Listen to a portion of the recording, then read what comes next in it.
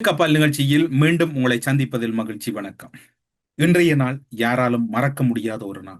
2009 இன்றைய நாளில் பதுங்கு குழிகளுக்குள்ளும் மழை வெள்ளத்திலும் பல்வேறுபட்ட சொல்லொன்னா துயரங்களின் மத்தியிலும் எம்மவர்கள் எம் உறவுகள் பலர் நடந்து வந்த நாள்.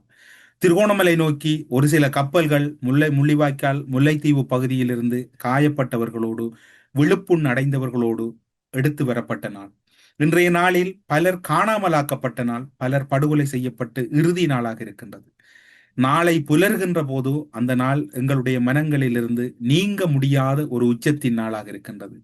இன்றைய நாளிலே ஒரு சொல்ல முடியாத ஒரு புகைப்படத்தை பார்க்கக்கூடியதாக இருந்தது.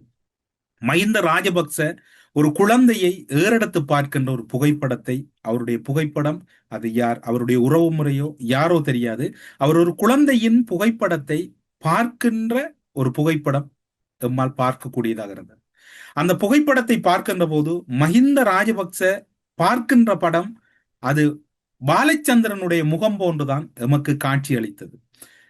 அன்றைய நாளில் எல்லாம் நடந்து விட்டது என்றாலும் ஒரு பச்சிலம் பாலகனுக்கு கூட ஏன் இந்த அநீதியை இழைத்தார்கள் என்கின்ற கேள்விதான் இன்று வரைக்கும் எல்லோரிடமும் விடை தெரியாமல் இருக்கின்றது. எல்லோரும் ஒவ்வொருவரை விரல் நீட்டுகிறார்கள். பாலச்சந்திரனுக்கு ஏன் இந்த அவலம் இடம்பெற்றது?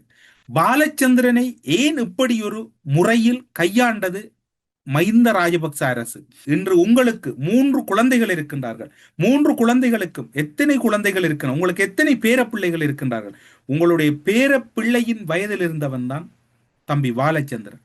அந்த பாலச்சந்திரனின் அந்த முகத்தை கூட நீங்கள் அன்று ஒரு கொடூரமான வகையிலே அல்லது மிகவும் ஒரு மோசமான வகையிலே கையாண்டிருந்ததை உலகம் ஒருபோதும் மன்னிக்க முற்பட்டால் கூட இயற்கை உங்களை தண்டித்தே தீரும் என்பதுதான் ஒரு மேலதிகமான தகவலாக இருக்கின்றது. இன்னும் ஒரு சம்பவம், பாலச்சந்திரனை அடுத்து பல குழந்தைகளும் பல இளைஞர்களும் பல யுவதிகளும் பல வயதானவர்களும் பல குடும்பஸ்தர்களும் பலரும் இன்றைய நாளிலே மிக மோசமாக இலங்கை அரசால் கையாளப்பட்டார்கள்.